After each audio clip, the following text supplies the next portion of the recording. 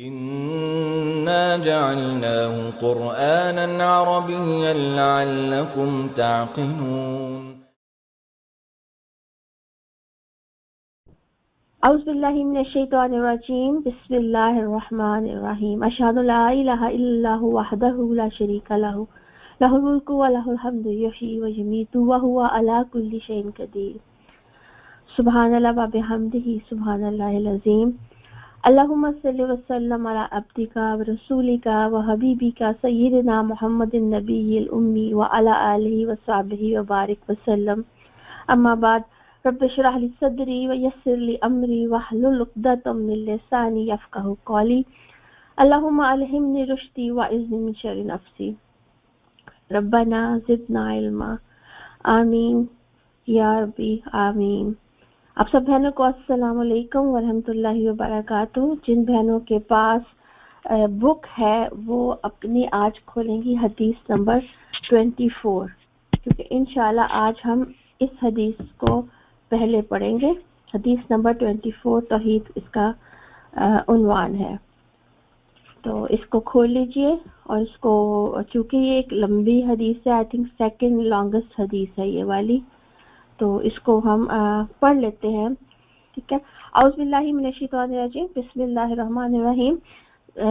حدیث نمبر 24. عن ابی ذر الغفاری رضی اللہ عنہ عن النبی صلی اللہ علیہ وآلہ وسلم فیما یرویہ عن ربہ عز وجل انہ قال.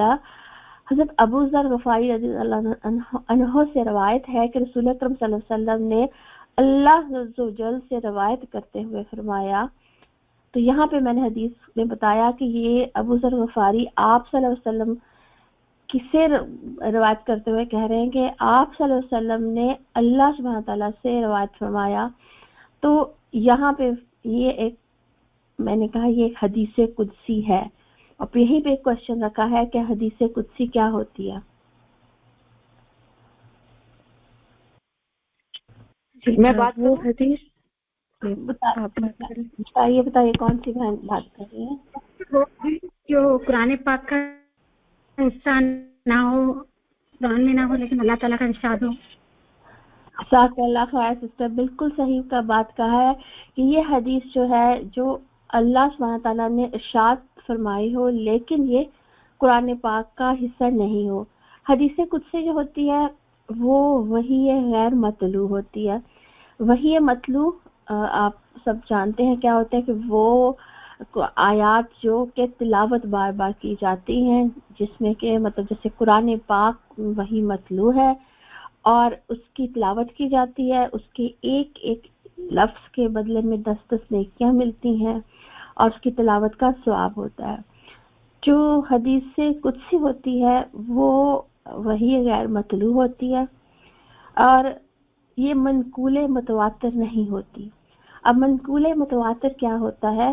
وہ ہوتا ہے کہ جب اللہ سبحانہ تعالیٰ حضرت جبرائیل علیہ السلام کو کوئی بات بتاتے ہیں، حضرت جبرائیل علیہ السلام اس بات کو حضور پاک صلی اللہ علیہ وسلم کے پاس لے جاتے ہیں. حضور پاک صلی اللہ علیہ وسلم اس کو جو ہے جب سنتے ہیں تو اس کو پھر وہ یاد کر لیتے ہیں اور پھر ان الفاظ کو لفظ پہ لفظ جو ہے وہ پھر مسلمانوں تک پہنچاتے ہیں. اور لیکن جو حدیث قدسی ہوتی ہے یہ وہ الفاظ ہوتے ہیں کہ جو کہ آپ صلی اللہ علیہ وسلم پہ القاء کیے جاتے ہیں، یعنی آپ کے دل میں یہ بات ڈالی جاتی ہے، آپ کے ڈریم میں آتی ہے اور پھر آپ ان جو اللہ کا میسج ہوتا ہے اس کو اپنے الفاظ میں بتاتے ہیں. تو یہ جب یہ ایسی چیز جو ہوتی ہے وہ حدیث تو ہوتی ہے، اللہ کا کلام تو ہوتا ہے، لیکن وہ قرآن پاک کا حصہ نہیں ہوتا. اب یہاں پہ جو حدیث قدسی جب بیان کی گئی تو آگے آپ سے فرمایا کہ اللہ تعالیٰ فرماتے ہیں. اب یہاں پہ آپ دیکھیں گے پیاری سسٹرز کی بہت بہت بہت خوبصورت حدیث ہے کہ یہاں پہ اللہ کا اپنے بندوں سے براہ راست خطاب ہے، اور یہاں پہ آپ بار بار سنیں گے ایک ورڈ یا عبادی، اے میرے بندو، اے میرے بندو، اے میرے بندو. اور یہ بات آپ کو اس پوری حدیث میں 10 ٹائمز ملے گی. تو 10 ٹائمز اللہ تعالیٰ خطاب کر کے کہیں گے کہ یا عبادی. ٹھیک ہے. تو آگے دیکھتے ہیں کہ اللہ سبحانہ تعالیٰ کیا فرماتے ہیں. اللہ سبحانہ تعالیٰ کہتے ہیں یا عبادی، اے میرے بندو، انی حرمت الظلم علی نفسی، میں نے ظلم کو اپنے اوپر حرام کر دیا ہے. وجعلتہ بینکم محرما، اور اس لیے تمہارے آپس میں بھی ایک دوسرے پر ظلم اور زیادتی کو حرام کر دیا ہے، تم پر ظلم اور زیادتی کو منع کر دیا ہے. اب اتنا سا پیس پہلے دیکھ لیتے ہیں کہ ظلم اور زیادتی، اور اللہ تعالیٰ فرما رہے ہیں کہ میں نے اپنے اوپر ظلم کو حرام قرار دے دیا. تو اس حدیث میں آپ کو جب آپ پڑھتے چلے جائیں گے تو آپ کو پتہ چلے گا کہ اللہ تعالیٰ نے اپنی حاکمیت کا ذکر کیا ہے، اللہ سبحانہ تعالیٰ نے اپنی ربوبیت کا ذکر کیا ہے. پھر حدیث میں اللہ سبحانہ تعالیٰ بتائیں گے کہ بندے کتنے عاجز ہیں اور کتنے محتاج ہیں. پھر اس میں اللہ سبحانہ تعالیٰ کی توحید بیان کی جائے گی، بالکل اسی طرح جس طرح یہاں پہ دیکھیں. اس کا میں اس کو چھیڑوں گی نہیں کیونکہ میرے کمپیوٹر میں بتا نہیں پا رہا کہ توحید کا ذکر ہوا ہے کہ اس حدیث کا عنوان بھی توحید ہے. اور بتایا گیا ہے کہ اللہ کی شان بے نیازی کا اس میں ذکر ملے گا. پھر آپ دیکھیں گے دو طرح کے سسٹرز حقوق ہوتے ہیں، حقوق اللہ اور حقوق العباد. حقوق اللہ کے معاملے میں ہم سب کو پتہ ہے کہ اللہ سبحانہ تعالیٰ کے ہاتھ میں ہے کہ اللہ سبحانہ تعالیٰ اس کو معاف فرما دیں. لیکن جہاں بندوں کے حقوق کی بات ہوتی ہے، اور ہم مسلسل پچھلی حدیث میں پڑھتے آ رہے ہیں کہ دیکھیں تقریباً ایوری ادر حدیث میں جو بات ہو رہی ہے وہ بندوں کے حقوق کی بات ہو رہی ہے. تو بندوں کے حقوق پہ معافی نہیں ملے گی جب تک اس شخص سے نہ معافی مانگ لی جائے، اور اگر کہیں کسی کا مال نہ حق چھینا ہوا ہے تو جب تک اس مال کا معاملہ حل نہ کیا جائے تب تک حقوق العباد میں جو معافی ہے اس کا ملنا مشکل ہے. پھر اس حدیث میں ہمیں یہ بھی ملے گا کہ ہم ہر لحاظ سے اللہ تعالیٰ کے محتاج ہیں، چاہے اسپرچولی ہوں چاہے مادی ہوں. اور پھر اس حدیث کے آخر میں آئے گا کہ ہر شخص کو اپنے اعمال کا بدلہ ملے گا، چاہے وہ عذاب ہے یا وہ ثواب ہے، اکارڈنگ ٹو دیئر اعمال یہاں پہ آئے گا. اب پہلی چیز اس حدیث میں اللہ کرے آپ لوگ کے پاس بکس ہوں، کیونکہ مجھے لگ رہا ہے میں اس کو چھیڑوں گی تو ایسا نہ ہو میری اسکرین چلی جائے. تو یہاں پہ جب اللہ تعالیٰ نے یہ فرمایا ہے نا کہ میرے بندو میں نے نفس پر ظلم حرام کر لیا، تمہارے درمیان بھی ایک دوسرے پر ظلم کرنا حرام کر دیا، لہٰذا تم آپس میں ایک دوسرے پر ظلم اور زیادتی نہ کرو. تو اصل میں ظلم ہے کیا؟ ظلم کہتے ہیں کسی چیز کو اس کی جگہ سے ہٹا دینا. یہ بیسک ڈیفینیشن ہے ظلم کی، کسی چیز کو اس کی جگہ سے ہٹا دینا. اور اسی کے اندر پھر آ جاتا ہے زیادتی کرنا، حق مارنا، حق تلفی کرنا، حق چھین لینا، یہ والی. اور اللہ تعالیٰ نے سب سے بڑا ظلم جو ہے نا وہ ظلم شرک کو قرار دیا ہے. سورہ لقمان آیت 13 میں آتا ہے ان شرک لظلم عظیم، کہ شرک کرنا بہت بڑا ظلم ہے. تو شرک کو ظلم صرف سمجھنے کے لیے دیکھتے ہیں کیونکہ ہم اللہ تعالیٰ کو، اللہ سبحانہ تعالیٰ کی حیثیت سے ہٹا کر وہاں پہ جب ہم کسی اور کو خدا بنا لیتے ہیں، اس جگہ پہ ہم کسی اور کو رکھ لیتے ہیں، چاہے ہم کسی کو مانگنے لگیں، کسی سے دعائیں کرنے لگیں، کسی پہ اور پہ توکل کرنے لگیں، کسی اور کو ہر وہ اللہ تعالیٰ کی کوالٹیز اینڈ ایٹریبیوٹس جو اللہ سبحانہ تعالیٰ کے ہیں وہ کسی اور کو دینے لگے تو پھر وہ شرک میں آ جاتا ہے. تو اصل میں اللہ کو اللہ کی جگہ سے نعوذ باللہ ہٹا دینا. بالکل اسی طرح پھر اللہ تعالیٰ نے قرآن پاک میں بار بار جو ہے نا ظلم کے بارے میں کہا ہے کہ میں اپنے بندوں پہ ظلم نہیں کروں گا یا نہیں کرتا. یہ دیکھیں میں نے یہاں پہ حدیثیں بھی ڈالی تھی تاکہ آسانی ہو جائے ہمارے لیے. جس طرح سورہ یونس میں آتا ہے ان اللہ لا یظلم الناس شیئا، حقیقت یہ ہے کہ اللہ لوگوں پر ظلم نہیں کرتا. پھر اللہ تعالیٰ فرماتے ہیں ان اللہ لا یظلم مثقال ذرہ، اللہ کسی پر ذرہ برابر بھی ظلم نہیں کرتا. پھر اللہ تعالیٰ کہتے ہیں ذالک بما قدمت یداک وان اللہ لیس بظلام للعبید، یہ ہے وہ تیرا مستقبل جو تیرے اپنے ہاتھوں نے تیرے لیے تیار کیا ہے، ورنہ اللہ اپنے بندوں پر ظلم کرنے والا نہیں ہے۔ پھر آگے اللہ سبحانہ تعالیٰ فرماتے ہیں کہ وَلَا يُظْلَمُونَ فَتِيلًا، کسی پر ذرہ برابر بھی ظلم نہیں کیا جائے گا۔ اور آپ کو فتیلہ پتہ ہے نا، جو ہوتا ہے گٹھلی کے اندر سے، جو کھجور کی گٹھلی کے اندر پتلا سا دھاگا ہوتا ہے، تو اتنا برابر بھی ظلم نہیں کیا جائے گا۔ وَمَا اللَّهُ يُرِيدُ ظُلْمًا لِلْعَالَمِينَ، کیونکہ اللہ دنیا والوں پر ظلم کرنے کا کوئی ارادہ نہیں رکھتا۔ تو یہ اللہ سبحانہ تعالیٰ نے بار بار قرآن پاک میں اس کی بات کی ہے کہ اللہ سبحانہ تعالیٰ کسی پر ظلم نہیں کرتے۔ تو پھر اگر اللہ تعالیٰ کسی پر ظلم نہیں کرتے تو اللہ تعالیٰ فرماتے ہیں پھر انسانوں کو بھی انسانوں پہ ظلم نہیں کرنا چاہیے، کیونکہ وہ کون ہے؟ اللہ کے بندے ہیں۔ اب ظلم ہم کس طرح کرتے ہیں؟ ایک انسان کا دوسرے انسان پہ ظلم کیا ہے؟ سب سے بڑا ظلم یہ ہے کہ جب کسی کی جان لے لی جائے، دوسروں کا مال ناحق ہڑپ کیا جائے، کسی کی عزت کو اچھالا جائے، کسی کی آبرو ریزی کی جائے، یہ بھی ظلم ہے۔ ہم کسی پہ جھوٹا الزام لگائیں، یہ بھی ظلم ہے۔ کسی پہ ہم غیبت کریں، یہ بھی ظلم ہے۔ ہم کسی کی بات اچھالیں، کسی کو گالی دیں، اور سورہ حجرات میں یہ سب چیزیں ملتی ہیں۔ تو جب اللہ تعالیٰ نے حرام کرا دیا ہے، اور اللہ تعالیٰ نے جب کہا نا وہ لا تغضب، اللہ تعالیٰ نے فرمایا لا حاسد، اللہ تعالیٰ نے فرمایا، تو جس چیز سے اللہ نے منع فرمایا، حرام کیا جس چیز کو، وہ سارا پھر ظلم کی کوالٹی میں آ جاتا ہے۔ اور حکومتی لیول پہ اگر ہم نے دیکھنا ہو ظلم حکومتیں کیسے کرتی ہیں، تو ہم سب انڈرسٹینڈ کرتے ہیں کہ سب سے بڑا ظلم تو وہ یہ کرتی ہیں کہ عوام کے حقوق غصب کر لیتی ہیں، ان کے فلاح و بہبود کا خیال نہیں رکھتی۔ تو سب سے جو بڑے ظلم ہیں حکومتیں وہ کرتی ہیں۔ پھر یہاں پہ آپ کی بک میں لکھا ہوا ہے کہ اللہ تعالیٰ فرماتے ہیں تمہارے درمیان بھی ایک دوسرے پر ظلم کرنے کو میں نے حرام کی ہے، سو تم ایک دوسرے پر ظلم نہ کرو، اس لیے کہ انسان زمین پر اللہ کا خلیفہ اور اس کا نائب ہے، سو اس میں اپنے آقا کی طرح رحم، عدل اور انصاف ہونا چاہیے، بے انصافی اور ظلم اور زیادتی سے دور رہنا چاہیے، اور جس ذات کی اسے خلافت ملی ہے اس کی رحم و عدل والی صفت اور دیگر صفات کو اس کو اپنانا چاہیے۔ تو یہ ہے کہ چونکہ یہ اللہ تعالیٰ کی صفات ہیں تو یہ ہم انسانوں کے اندر آنی چاہیے۔ جب حجۃ الوداع کے موقع پہ آپ صلی اللہ علیہ وسلم نے یہ الفاظ فرمائے تھے کہ یاد رکھنا تمہاری جان، تمہارا مال، تمہاری آبرو ایسے ہی ایک دوسرے پر حرام ہے، جیسے کہ پھر انہوں نے ان چیزوں کا نام لیا جیسے کہ یہ دن یعنی عرفہ کا دن، یہ مہینہ یعنی ذی الحج، اور خاص کر یہ شہر مکہ، یعنی دیکھو تم سب خدا کے حضور جاؤ گے، وہ تم سے تمہارے اعمال کی باز پرس فرمائے گا۔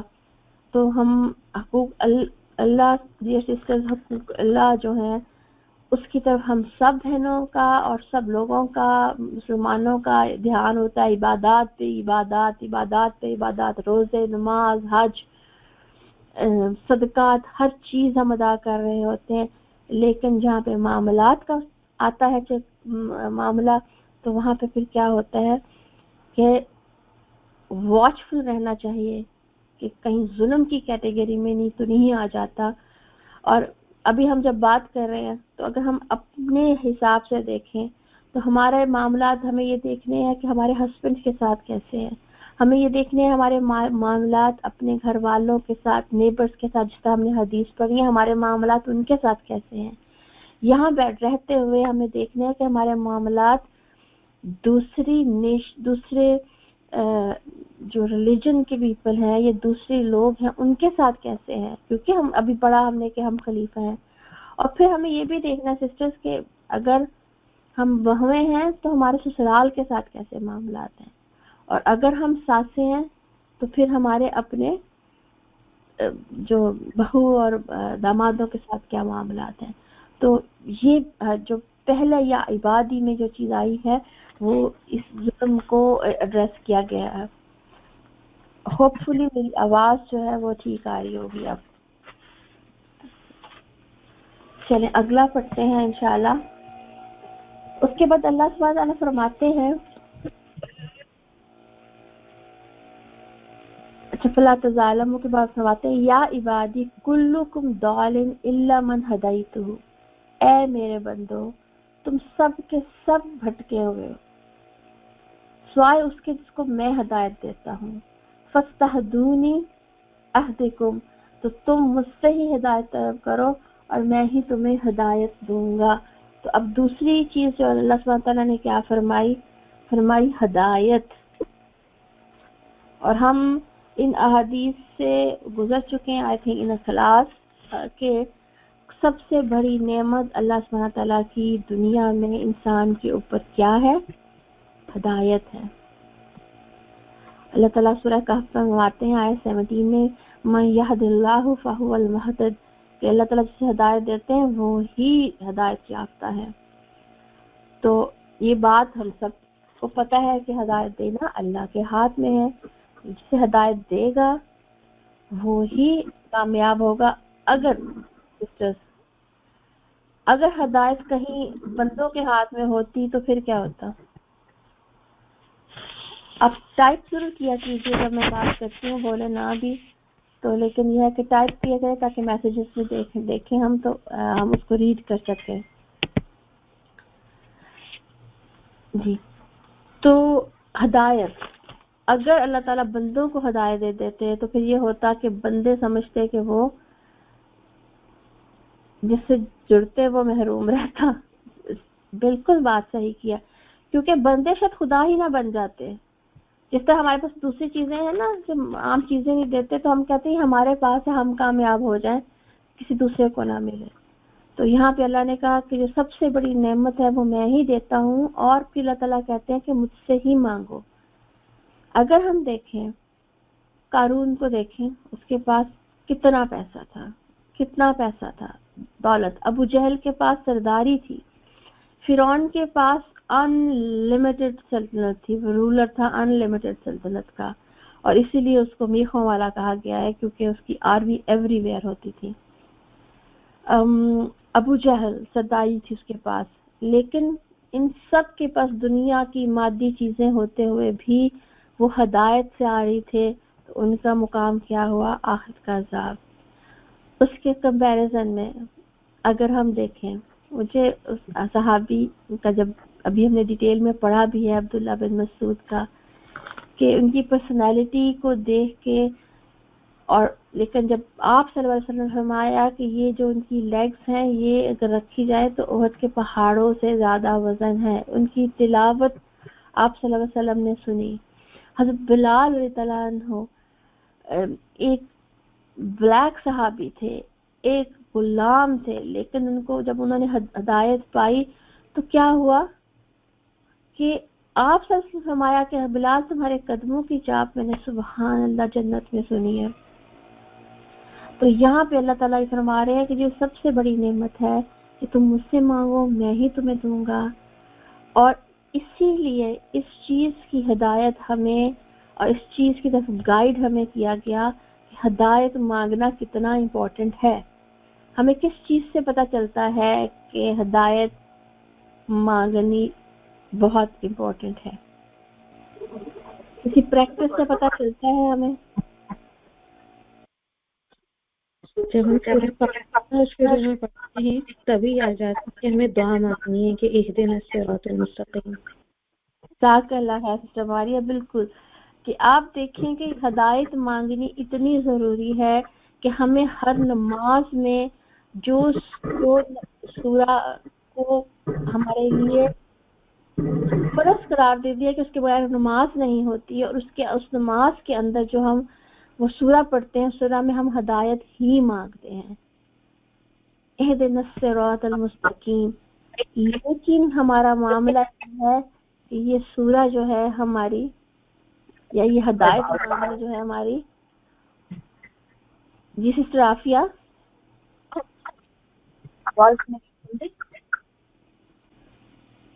तो हम चूंकि वो सूरा को ऐसे पढ़ते हुए चले जाते हैं कि हमें तब ख्याल आता है जब हमने सजदे में जाना होता है, या जब हमने रुकू में जाना होता है अल्लाह अकबर करके, तो तब तक हम वो पढ़ चुके होते हैं।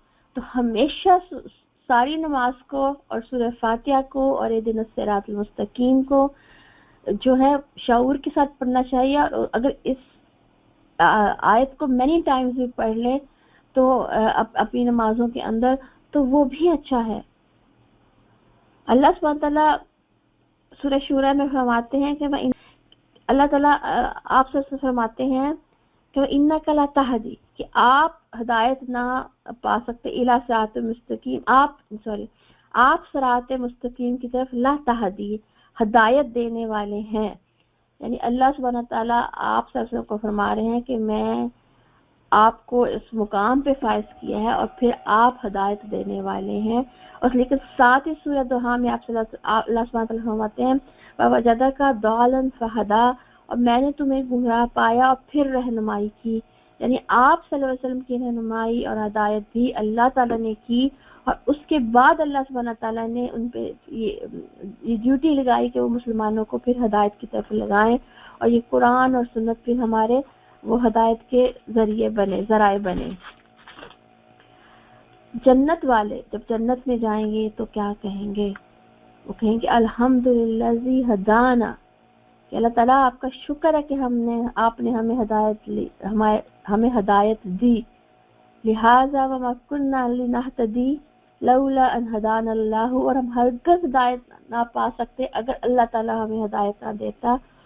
تو جنت میں جانے والے بھی شکر گزار ہوں گے اسی نعمت کی جو نعمت دنیا میں اللہ تعالیٰ جس کو جو مانگتا ہے اس کو دیتے ہیں. کیونکہ یہاں پہ اللہ تعالیٰ نے یہی فرمایا ہے کہ میرے سے مانگو اور میں تمہیں پھر ہدایت دوں گا. اس کے بعد ہم آگے چلتے ہیں. اس لیے ہمیں اس بات کی فکر ہونی چاہیے. اور دیکھیں کتنی خوبصورت بات ہے کہ پہلے ظلم کی بات کی ہے اور پھر اللہ تعالیٰ نے قرآن اور پھر ہدایت کی بات کی ہے. اور قرآن پاک میں ہی آتا ہے کہ اللہ یہدی قوم الظالمین کہ اللہ سبحانہ تعالیٰ ظالم لوگوں کو ہدایت نہیں دیتا. تو دیکھیں کنیکٹ کریں ان دونوں باتوں کو کہ ظلم کرنے والوں کو ہدایت نہیں ملتی اور تو ظلم نہ کریں اور دعا کریں اللہ تعالیٰ جنت کی طرف لے جانے والی ہدایت دے. آمین. چلے آگے چلتے ہیں. آگے آتا ہے یا عبادی کلکم جائع الا من اطعمتہ فاستطعمونی اطعمکم یا عبادی کلکم عار الا من کسوتہ فاستکسونی اکسکم. اب یہاں پہ دو باتیں اللہ سبحانہ نے کیا فرمائی؟ میرے بندو تم سب بھوکے ہو یا تم سب بھوکے ہو. اور آگے فرماتے ہیں اس سوائے اس کے جس کو کہ میں کھانا کھاؤں الا من اطعمتہ سوائے اس کے جس کو میں کھلاؤں فاستطعمونی پس تم مجھ سے ہی کھانا مانگو اطعمکم اور میں ہی تمہیں کھانا دوں گا. اللہ اکبر. بے شک یا ربی. اس کے بعد اللہ تعالیٰ فرماتے ہیں یا عبادی کلکم عار الا من کسوتہ کہ اے میرے بندو تم سب کے سب بہنا ہو بغیر کپڑوں کے ہو کسوہ یوز وغیرہ بغیر کپڑوں کے ہو. فاستکسونی تو پھر تم مجھ سے ہی پہننے کے لیے مانگو اکسکم اور میں ہی تمہیں پھر دوں گا میں ہی تم کو پہناؤں گا. تو آپ پیاری سسٹرز دیکھیے کہ اب انسان کی مین حاجات کیا ہیں. وہ ایک پاکستان میں نعرہ بہت مشہور تھا روٹی کپڑا اور مکان شاید ابھی بھی ہے روٹی کپڑا اور مکان کہ ہم آپ کے لیے روٹی کپڑا اور مکان دیں گے. اور اللہ تعالیٰ فرماتے ہیں کہ روٹی اور کپڑے اور کپڑا اور مکان یعنی تمہاری تمام کی تمام ضرورتیں دین اور دنیا کی ہر طرح کی ضرورت اللہ کے ہاتھ میں ہے اور وہی دیتا ہے. اور یہاں پہ ہماری اصل میں حاجات کا ذکر آ گیا ہے. اگر اللہ سبحانہ تعالیٰ کسی کو محروم کر دے تو کوئی بھی نہیں دے سکتا تو پھر اسی سے مانگیں. ٹھیک ہے. اور پھر اللہ کو مانگنا پسند بھی ہے. آپ دیکھیں قرآن پاک میں اتنا مکھی بھی تم سے کوئی چیز لے کے اڑ جائے تم تو اس کو واپس نہیں لا سکتے ہو. اتنے امیر لوگ ہوتے ہیں یا اتنی ٹیبلز بھری ہوتی ہیں کھانوں سے ہر طرح کی چیزوں سے لیکن اللہ رحم کرے کچھ افراد ایسے ہوتے ہیں وہ کھا ہی نہیں سکتے. لوگوں کے گھروں میں جانا ہوتا ہے، اتنے بڑے بڑے مینشن ہوتے ہیں، دعوتیں پارٹیاں ہو رہتی ہیں، اسی گھر میں ایسے افراد ہوتے ہیں جن کو ٹیوبس لگی ہوتی ہیں، کیونکہ اللہ سبحانہ تعالیٰ سب کو صحت دے. لیکن یہ دیکھیں یہ اللہ سبحانہ تعالیٰ ہی ہیں جو یہ ساری چیزیں پرووائڈ کرتے ہیں. اور پھر اللہ تعالیٰ کہتے ہیں کہ ہم اللہ تعالیٰ سے ہی مانگیں، کیونکہ اللہ کو مانگنا پسند ہے اور اللہ تبارک تعالیٰ کو پھر دیں گے. اور ہم اگر اپنی دعاؤں کو دیکھیں جو آپ صلی اللہ علیہ وسلم نے ہمیں دعائیں سکھائی ہیں، کسی کو کھانے کے بعد کی دعا آتی ہے تو پڑھ کے سنائیں ہم کیا مانگتے ہیں، کیا کہتے ہیں کھانے کے بعد؟ الحمدللہ. دوبارہ پڑھیے، کٹ کی آواز. الحمدللہ الذی اطعمنا وسقانا وجعلنا من المسلمین. جزاک اللہ خیر. دیکھیے اللہ تعالیٰ کو ہم شکر ادا کرتے ہیں، اس بات یہ ہماری عاجزی ہے کہ ہم اللہ تعالیٰ سے کہتے ہیں اللہ تعالیٰ ہم کچھ نہیں تھے، جو بھی کھایا اور پیا ہے کس نے دیا ہے؟ آپ نے دیا ہے، اس کا شکریہ. اور جو ہم تو ہمیں مسلمان بنایا اس کا شکریہ. اب یہ بتائیے کسی کو کپڑا پہننے کی دعا آتی ہے؟ جو ہم لباس پہنتے ہیں تو کون سی دعا مانگتے ہیں؟ الحمدللہ الذی کسانی ھذا الثوب ورزقنیہ من غیر حول منی ولا قوت. یہاں پہ ہم اللہ تعالیٰ کا یہ دیکھیں جو کسو یہاں پہ ورڈ یوز ہوا ہے نا، جو کسا ہے یہاں پہ ورڈ یوز ہوا ہے، اسی کو ہم وہاں پہ یہ ہے فسقسونی والا جو ہے وہیں پہ کسانی کا ورڈ یوز ہوا ہے کہ اللہ تعالیٰ آپ کا بہت بہت شکریہ کہ آپ نے مجھے یہ کپڑا پہنایا. اور آگے ہم یہ کہتے ہیں کہ یہ جو اپنے رزق مجھے کپڑے کا دیا ہے اس میں نہ میری کوئی کوشش ہے اور نہ میری کوئی قوت ہے. اور اگر آپ دیکھیں تو جو ایک اس کے اندر ہماری کوئی اوقات نہیں ہوتی. ایک میں پڑھ رہی تھی یہ واقعہ جو ہے یہ ہماری اس میں حدیث میں نہیں ملتا، لیکن یہ وہاں سے ڈرائیو کیا گیا ہے، اسرائیلیت سے ڈرائیو کیا گیا. حضرت موسیٰ علیہ السلام کا قصہ کہ حضرت موسیٰ علیہ السلام نے اللہ سے کہا کہ اے میرے رب مجھے کوئی دنیاوی ضرورت پیش آ جاتی ہے تو آپ سے سوال کرنے سے شرماتا ہوں. تو اللہ تعالیٰ نے فرمایا مجھ سے سب کچھ مانگو، یہاں تک کہ آٹے کے نمک اور سواری کے چارہ کا سوال بھی میرے سے کیا کرو. اور آپ دیکھیں سسٹر کے من جب کھانا اور جو لباس ہم تک پہنچتا ہے اٹس ناٹ من و سلوہ، ایسا نہیں ہے کہ یہ ہمارے اوپر اتار دیا جاتا ہے، بلکہ اس کے لیے اللہ تعالیٰ اسباب بناتے ہیں. ہمارا ایک لقمہ جو ہمارے منہ میں جاتا ہے وہ دانہ بیچ میں بونے سے شروع ہوتا ہے، سبحان اللہ، جو ہم تک جاتا ہے. ہم جو لباس پہنتے ہیں وہ لباس اگر زمین پہ پودا گرو ہو کے یا کسی فیکٹری میں بننے سے جا کے، وہ سارے کے سارے ذرائع اور اسباب اللہ سبحانہ تعالیٰ پیدا کرتے ہیں. اور ہر اس ذرائع اور ہر اس اسباب میں ہم اللہ تعالیٰ کے محتاج ہیں جو ہم تک پہنچتا ہے. الحمدللہ یا ربی فار ایوری تھنگ.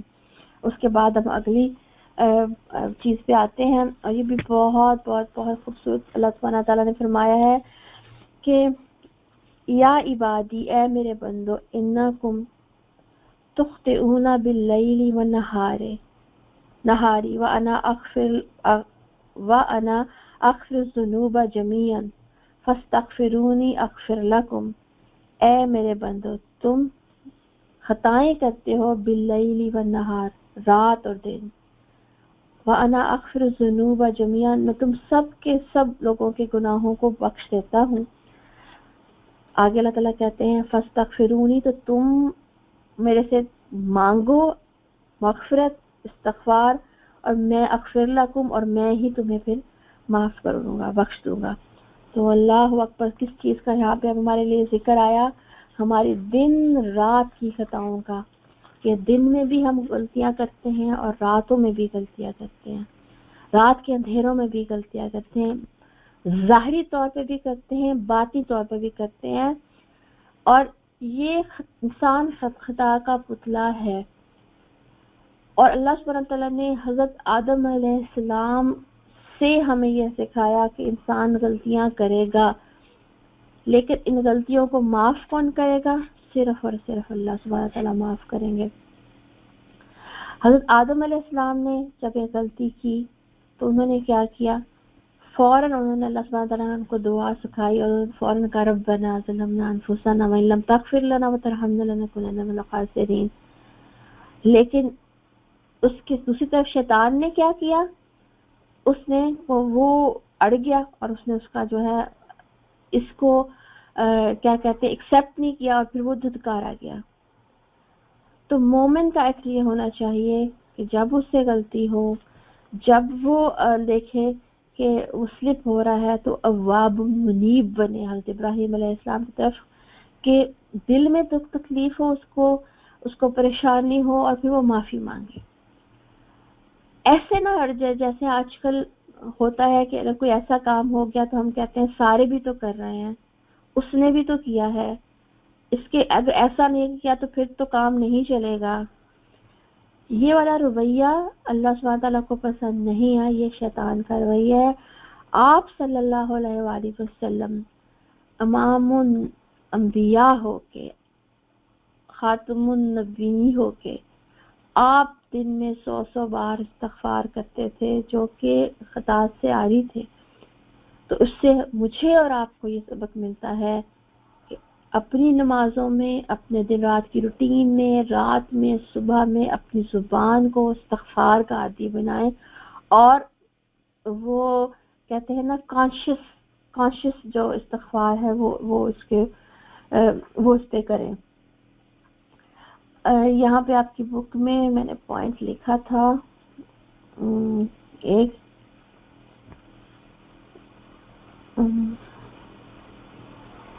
جی ہاں, یہاں پہ یہ والی بات ہے. ابو سعید خدری سے روایت ہے کہ شیطان نے خداوندی میں عرض کیا, یا رب مجھے تیری عزت کی قسم تیرے بندوں کو اس وقت تک گمراہ کرتا رہوں گا جب تک ان کی روح ان کے جسم میں ہوگی. اس کے جواب میں اللہ تعالیٰ نے فرمایا, مجھے قسم ہے اپنی عزت و جلال اور اعلیٰ شان کی, جب تک میرے بندے مجھ سے بخشش چاہیں استغفار کرتے رہیں گے میں بخشتا رہوں گا. یہ مشکات کی حدیث ہے اور میں نے یہ اس کو نکالا تھا, تو یہ باب استسقاء اور باب توبہ میں حدیث یہ نکلتی ہے. 204 اس کا نمبر ہے, یہاں پہ نہیں لکھا ہوا. اور سورہ ہود میں آتا ہے وَإِلَّا تَغْفِرْ لِي وَتَرْحَمْنِي اکن من الخاسرین, اے میرے رب اگر تو مجھے نہیں بخشے گا اور مجھ پہ رحم نہیں کرے گا تو میں گھاٹے والے میں سے ہو جاؤں گا. اور یہ دعا حضرت نوح علیہ السلام کی ہے جب انہوں نے اپنی کمزوری اور جو ہے خطا کا ذکر کیا تھا. تو یہاں پہ پھر گناہوں کی بات آ جاتی ہے کہ استغفار اور توبہ, انسان محتاج ہے اللہ کا اور دن رات اس کو استغفار اور توبہ کرنی چاہیے. اگلے پورشن پہ چلتے ہیں حدیث کے انشاءاللہ. اچھا جناب, آگے پھر اللہ سبحانہ تعالیٰ فرماتے ہیں یا عبادی, اے میرے بندو. جب اللہ تعالیٰ عبادی کہتے ہیں تو ایک دم سے اپنے اوپر ایک ذمہ داری محسوس ہوتی ہے, کیونکہ اللہ تعالیٰ اپنا بندہ کہہ رہے ہیں. اور اللہ تعالیٰ جب اپنا بندہ کہتے ہیں, یہ سٹارٹ میں ہی ذکر کرنا چاہیے تھا لیکن مجھے اب خیال آ رہا ہے کہ اپنا بندہ کہتے ہیں تو دو چیزیں ہوتی ہیں. ایک تو اللہ سبحانہ تعالیٰ کا میرے ساتھ ایک لنک محسوس ہوتا ہے کہ وہ مجھے پکار کے کہہ رہے ہیں, اور دوسرا یہ پتہ چلتا ہے کہ ہم بندے ہیں اور ہم غلام ہیں, ہم ہر چیز میں اللہ تعالیٰ کے محتاج ہیں.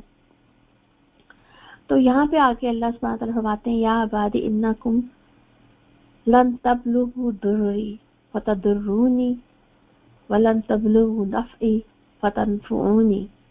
کہ اللہ تعالیٰ فرماتے ہیں کہ یا میرے بندو,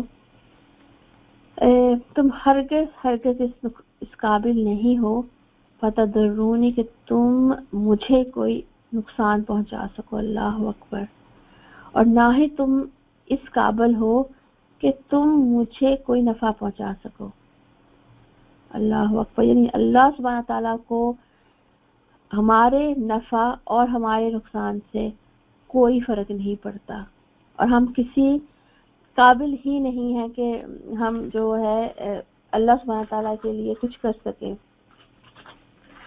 اچھا, اس کے ہے ایک جگہ آتا ہے کہ یہ حدیث ترمذی میں ہے, باب القیامہ کے اندر ہے کہ یا عبادی, اگر سارے کے سارے انسان اور جن اچھا یہ اگلی والی میں آتا ہے. ابھی یہاں پہ ہم یہ بات دیکھیں گے اللہ تعالیٰ کو ہماری نمازوں، ہمارے سجدوں، ہمارے ریاضتوں کی کوئی ضرورت نہیں ہے. اللہ تعالیٰ کو اس سے کوئی فرق نہیں پڑتا ہم کتنی عبادتیں کرتے ہیں. اللہ تعالیٰ کو اس سے کوئی فرق نہیں پڑتا کہ ہم کچھ نہیں کرتے. ٹھیک ہے. تو المخلوق کی اطاعت سے اللہ تعالیٰ کو کچھ حاصل نہیں ہوتا اور اللہ تعالیٰ کا کچھ نہیں بگڑتا. اللہ تعالیٰ کسی کا محتاج نہیں ہے، کیونکہ اللہ تعالیٰ یہاں پہ فرماتے ہیں کہ یا عبادی لو ان اولکم و آخرکم و انسکم و جنکم کانوا علی اتقى قلب رجل واحد منکم ما زاد ذلك في ملکی شیئا. یا عبادی لو ان اولکم و آخرکم و انسکم و جنکم کانوا علی افجار قلب رجل واحد منکم ما نقص ذلك من ملکی شیئا. اللہ تعالیٰ فرماتے ہیں کہ اے میرے بندو کہ تم سارے کے سارے، تمہارے سے پہلے کے لوگ، تمہارے بعد کے لوگ، سارے کے سارے جن، سارے کے سارے انسان، سب کے دل اس فرد کی طرح بھی ہو جائے جو کہ سب سے زیادہ پرہیزگار ہے. یہ اس کا مطلب بنتا ہے. یہاں پہ لکھا ہے میرے بندو بلا شبہ کہ سارے اولین اور آخرین انسان اور جن دنیا کے سب سے متقی شخص کی خصلت پر بھی ہو جائیں تو میری بادشاہت میں زیادتی نہیں آئے گی. اور پھر آگے اللہ تعالیٰ فرماتے ہیں کہ سارے اول اور آخر کے لوگ، انسان اور جن، ساروں کے دل افجار قلبی رجل واحد منکم، تم میں سارے کے سارے لوگوں کے دل جو ہیں وہ فاجر بھی ہو جائیں، یعنی وہ فاجر شخص کی خصلت پر بھی ہو جائیں تو بھی میرے ملک میں کوئی، میری بادشاہت میں کوئی جو کمی ہے نہیں آئے گی. اللہ اکبر اللہ اکبر. یہ پڑھ کے ایسے نا سبحان اللہ رونگتے کھڑے ہو جاتے ہیں اس بات کو کہ اللہ سبحانہ تعالیٰ فرما رہے ہیں چاہے تم عبادت گزار ہو، چاہے تم فاجر ہو، مطلب تم اطاعت کرتے ہو، تم اطاعت نہیں کرتے ہو، تم نافرمانی کرتے ہو، تم نافرمانی نہیں کرتے ہو، اللہ کو کوئی اس سے فرق نہیں پڑتا کیونکہ وہ احد ہے، وہ صمد ہے. اللہ اگر ہم دیکھیں اللہ سبحانہ تعالیٰ قرآن پاک فرماتے ہیں کہ وَمَنْ جَاهَدَ فَإِنَّمَا يُجَاهِدُ لِنَفْسِهِ، اور جو کوئی اللہ کی راہ میں کوشش کرے گا تو اپنے ہی بھلے کے لیے کوشش کرے گا. ایک شخص ساری عمر بھی سجدہ کرتا رہے لیکن قیامت کے دن جب وہ اٹھے گا تو اس کو پتہ چلے گا کہ اس کو اللہ تعالیٰ ہی کی ضرورت ہے. اس کے ساری جو نمازوں سجدوں سے اللہ کو کوئی فرق نہیں پڑا کیونکہ اللہ کے خزانے جو اتنے وسیع ہیں کہ ان کے اندر کوئی کمی نہیں آئے گی. اگلی جو پھر جو اللہ تعالیٰ نے پھر جو فرمایا ہے اللہ اکبر کہ یا عبادی لو ان اولکم و آخرکم و انسکم و جنکم قاموا فی صعید واحد فسألونی فأتیت کل واحد مسألتہ. اللہ اکبر. اللہ تعالیٰ فرماتے ہیں کہ اے میرے بندو اگر تم سارے کے سارے پہلے والے اور بعد والے، سارے انسان، تم سارے جن، قاموا فی صعید واحد، ایک چٹیل میدان کے اوپر آ کے کھڑے ہو جاؤ، فاسألونی، اور تم مجھ سے سوال کرو، مطلب تم مجھ سے یہ پوچھو، تم جو کچھ مانگ سکتے ہو، تمہیں جو کچھ حاجت ہے، یعنی جو جا چکے ہیں جو ہے جو کچھ تم مانگ سکتے ہو، سبحان اللہ، جو تم سوچ سکتے ہو تم مانگو، میں تمہیں دوں گا. ٹھیک ہے، ہر ایک کو اس کے حساب سے دوں گا. اور پھر آگے سبحانہ تعالیٰ کہتے ہیں کہ ما نقص ذلک مما عندی الا کما ينقص المخيط اذا ادخل البحر بحرا یا بحرا. اور اللہ تعالیٰ فرماتے ہیں کہ اللہ تعالیٰ کا جو خزانہ ہے اس کے اندر جو ہے اتنی سی بھی کمی نہیں آئے گی کہ اس قدر کی جائے جیسے ایک سوئی کو سمندر میں ڈبو کر نکالا جائے. محیط کی بات ہو رہی ہے کہ اللہ سبحانہ تعالیٰ کے خزانے جو ہیں اس میں اتنی بھی کمی نہیں آئے گی، مطلب جو کچھ بھی مانگ لیں कमी नहीं आएगी। यहीं पे मैं तिरमिज़ी की हदीस जो है पढ़ती हूँ, अगर सारे के सारे इंसान और जिन जिंदा हो या मरे हुए हों, पहले वाले जिंदा हो या मरे हुए हों, खुश मखलूक या तर मखलूक, सब बैक वक्त एक चटियल मैदान में खड़े होकर अल्लाह ताला से सवाल करे और हर एक इतना मांगे जहां तक वो अपनी फहम की रसाई से इंतहाई आरजू कर सकता है, और अल्लाह ताला हर साइल का सवाल उसी वक्त पूरा फरमा दे, तो उसके खजानों में सिर्फ इतना खर्च होगा जैसे सुई समुद्र में डालकर निकाली जाती है और पूरे समुद्र में से जरा सी तरी सुई पर लग जाती है। सुभान अल्लाह, सुभान अल्लाह। और ये जो एग्जाम्पल है ये सिर्फ समझाने के लिए है, क्योंकि जब बात इन्फिनिटी की हो रही हो ना, ला महदूद की, ला मुतनाही की हो रही हो, तो फिर उससे कुछ भी रिलेट नहीं किया जा सकता। तो सारे के सारे सब कुछ मांगे और अल्लाह सब भी दे दे, वो और मांगे अल्लाह और भी दे दे, लेकिन फिर भी अल्लाह के खजानों में से कोई कमी नहीं आएगी। अल्लाह अकबर कबीरा। अच्छा, अब उसके बाद अब आखिरी दफा आता है कि या इबादी, अच्छा पेज चेंज करती हूँ, या इबादी इन्नमा हिया अमालुकुम अहसीहा लकुम, कि ऐ मेरे बंदो मैंने तुम्हारे अमालों को का हिसाब लिखा रखा है, गिन रखा है।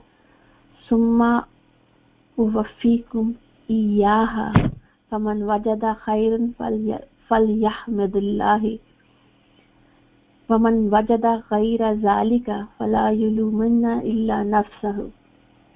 और अल्लाह ताला फरमाते हैं कि मेरे बंदो मैं आखिरत में तुम्हारे अमाल जिनको मैंने महफूज रखा है उनका मैं पूरा पूरा अजर दूंगा। और फिर अल्लाह ताला फरमाते हैं कि जो अपने अमाल का अच्छा बदला पाएगा उसे चाहिए कि अल्लाह ताला की हम्द करे, और जो अपने अमल का इसके अलावा दूसरा बदला पाएगा उसे चाहिए कि वो अपने अमाल को वो अपने आप ही को मलामत करे। यानी है ना, फमन वजदा खैरा, अगर वो उसमें को खैर पाएगा तो कहेगा फल यहमदिल्लाह, अल्हम्दुलिल्लाह कहेगा। वमन वजदा, और वो पाएगा गैरा ज़ालिका, खैर के अलावा कोई और चीज पाएगा, तो फिर उसको क्या करना है, फिर वो अपने नफ्स को कोसे, क्योंकि ये उसके अपने किए हुए अमाल हैं। तो सुभान अल्लाह, जब हदीस शुरू हुई थी तो उस वक्त क्या बात हुई थी, अल्लाह ताला तुम पर जुल्म करने का इरादा नहीं रखता, और अब आखिर में अल्लाह ताला कह रहे हैं कि अल्लाह ताला तुम पे जुल्म करने का इरादा नहीं रखता, लेकिन आखिर में जो अदल और इंसाफ होगा तुम्हारे अमाल का ही बदला होगा। और हम सूरह में पढ़ते हैं फमन यअमल मिस्काला ज़र्रतन खैरन यरा वमन यअमल मिस्काला ज़र्रतन शर्रन यरा, कि जिसने जरा बराबर भी नेकी की होगी वो भी आखिरत में देख लेगा, और जिसने जरा बराबर भी गुनाह किया बुराई की होगी वो भी देख लेगा। फिर सूरह में एक जगह आता है और तुम्हारे पूरे बदले तुमको क़यामत ही के दिन मिलेंगे। व इन्नमा तुवफ़ूना अजूरकुम यौमुल क़ियामा, सूरह अल इमरान की आयत है कि तुम्हारे पूरे बदले तुमको क़यामत ही में मिलेंगे। फिर सूरह हुद में आता है आया 109 में, और यकीनन हम उनका पूरा पूरा हिस्सा कम बेकम औकात तुमको दे देंगे। और फिर अल्लाह का शुक्र अदा करने की बात आती है कि तमाम तारीफें अल्लाह ताला की, और जिस तरह हमने देखा कि जन्नत वाले जब जन्नत में जाएंगे तो भी वो यही दुआ करेंगे, क्या याद अल्लाह ताला तूने हिदायत दी तो हम यहाँ पहुंचे, तो अल्हम्दुलिल्लाह कहेंगे। लेकिन अगर कुछ ऐसा किया है तो फिर अपने ही नफ्सों को कोसें, क्योंकि अपने ही अमाल होंगे, उसमें अल्लाह सुब्हान ताला का कोई हाथ नहीं होगा। तो फिर इंसान को चाहिए क्या, मुझे और आपको इस हदीस में मिला, हमें चाहिए क्या कि हमें हर वो अमल करना है जो हमें आखिरत में काम आए, और जो नेकी हम हो जाए, जो नेकी हम करें तो हमें उस पर अल्लाह का शुक्र अदा करना चाहिए कि उसकी तौफीक है कि उसने दी, और फिर उस नेकी की कबूलियत की हमें दुआ करनी चाहिए। और अगर गुनाह हो जाए तो इस पर हमें अपनी नफ्स को मलामत करना चाहिए, क्योंकि अभी अपना मुहासबा करेंगे, अभी अपने आप को करेक्ट करेंगे तो फायदा होगा, क्योंकि अल्लाह ताला कहते हैं मैं तुम्हें माफ कर दूंगा, लेकिन आखिरत में मलामत करने का कोई फायदा नहीं होगा। इसी पे मुझे वो یاد آ رہا ہے سورہ ملک میں جب وہ چیز آتی ہے نا، وہ ہے کلما القی فیہا فوج سألہم خزنتها ولم یأتکم نذیر قالوا بلی قد جاءنا نذیر فکذبنا وقلنا ما نزل اللہ من شیء. وہ پوری جو آتے ہیں کہ جب قیامت جب دوزخ میں پھینکے جائیں گے تو دروغ پہنچیں گے تمہیں کوئی سمجھانے والا نہیں آیا، تو تب اس وقت لوگ کہیں گے ہاں سمجھانے والے تو آئے تھے، ڈائریکٹ کرنے والے تو لوگ آئے تھے، ہم نے ہی کہا تم جھوٹے ہو. اور اس وقت وہ پھر ملامت کرتے ہوئے کہیں گے کہ کاش ہم ان کی بات سنتے اور کاش ہم اپنی اصلاح کر لیتے تو آج ہم یہاں پہ نہ ہوتے.